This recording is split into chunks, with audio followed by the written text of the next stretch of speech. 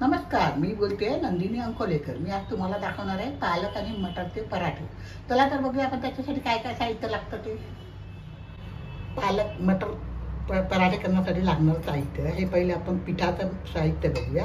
हे गव्हाचं पीठ मी 2 कप घेतलेलं आहे आणि अर्धी वाटी मी म्हणजे 1 कप, ही वाटी मोठी आहे, 1 कप आपण पालक प्युरी करून घेतलेली आहे। ती पालक प्युरी म्हणजे गरम पाण्यामध्ये पालक टाकायची, स्वच्छ धुवून त्याच्यानंतर तो उकळी आली की थंड पाण्यात एकदम लगेच टाकायची आणि पिळून आपण त्याची मिक्सरमध्ये प्युरी करायची।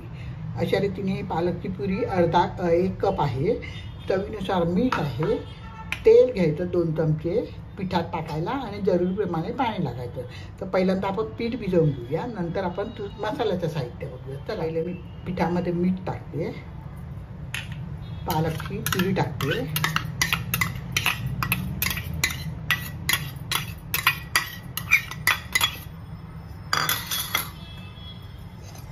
तेल टाकते 2 टेबलस्पून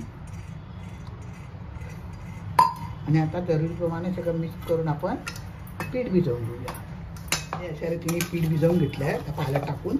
तर हे आपण एका बाजूला ठेवूया आणि त्याच्यासाठी आता वाटाण्याचा मसाला काय लागतो ते बघूया। चला तर मटारचा मसाला असं लागणार आहे। 1 उकडलेला बटाटा, 1 कप मी फ्रेश वाटाणे घेतलेले आहेत। आता या दिवसात चांगले वाटाणे मिळतात, तर फ्रेश वाटाणे घेतलेले आहे।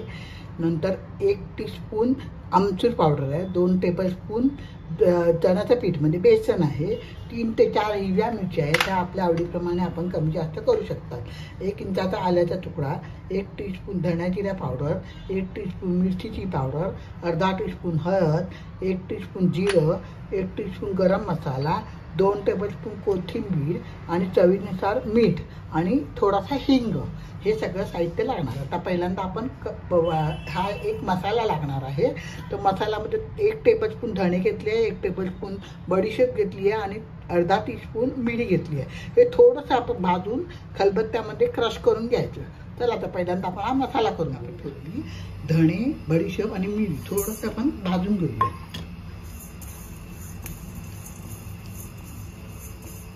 थोडं भाजून घेतलेलं आहे। आता आपण खलबत्त्यामध्ये जरा आता हे खरबरीत असं वाटून घेऊया। टाकलं मी, आता थोडंसं असं खरबरीत आपण वाटून घ्यायचं आहे। खरबरीत वाटून घेतलं आहे। आता आपण वाटाणे ह्याच्यामध्ये क्रश करून घेऊया। जर तुमच्याकडे हे भांडं नसेल तर तुम्ही मिक्सरमध्ये चालू बंद करून पण करू शकता। आपण आता हे त्याचे एकदम क्रश करायचं म्हणजे बारीक नाही करायचं, थोडं खरबरीतच ठेवायचं। तर आपण ते करून घेऊया।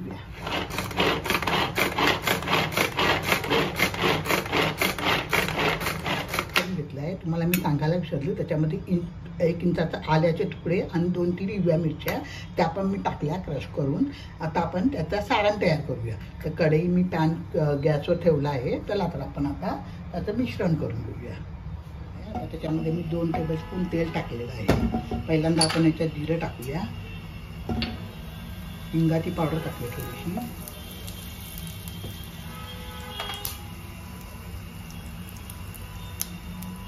मी बेसन टाकूया, चांगलं तेलात परतून घ्या। त्याच्यात आपण वाटलेला मसाला टाकायचा, तो पण जरा तेलात चांगला परतवून घ्यायचा। आता आपण त्याच्यात वाटाण्याची भरड टाकूया,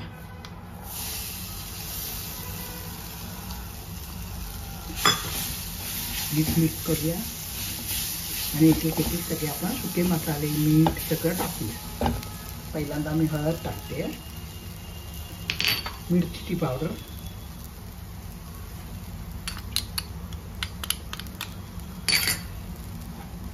धणे जिरे पावडर, मीठ, आमचूर पावडर, गरम मसाला,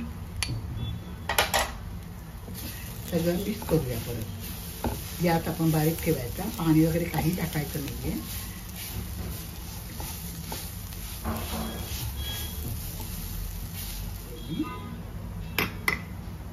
आणि बटाटा हाताने तसा कुच करून त्याच्यात मिक्स करायचा। मिक्स करूया।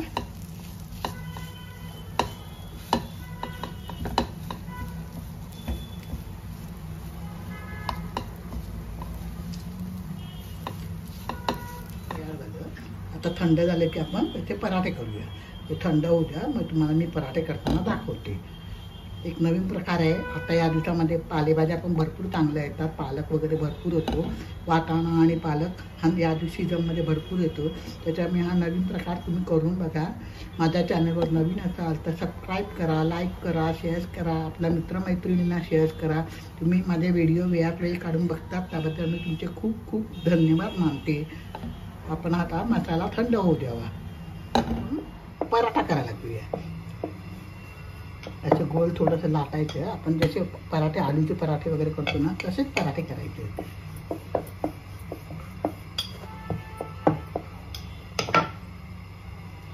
त्यामध्ये बटाट्याचं सारण भरायचं आणि बंद करायचं सगळं.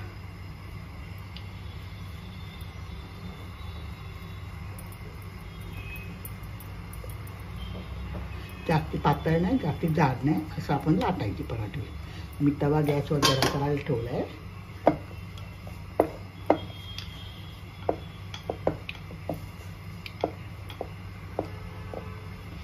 आपल्याला मटारचं सारण नसेल भरायचं तर नुसते पालकचे पण करता येतील. त्यानिमित्ताने लहान मुलांच्या पोटामध्ये पालक जातो.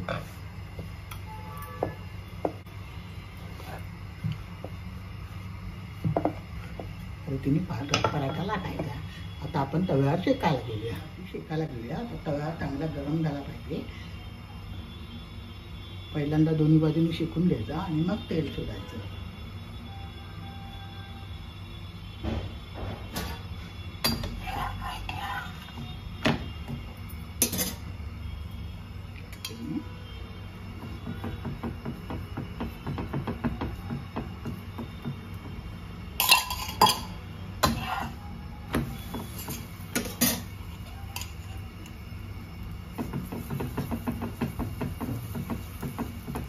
दोन्ही बाजूने छान शेकून घ्यायचं.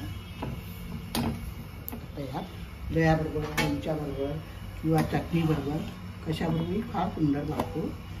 तुम्ही करून बघा एकदा. एवढ्या साहित्यामध्ये 6 पराठे झाले आहेत. चला तर आता आपण दह्याबरोबर सर्व करूया.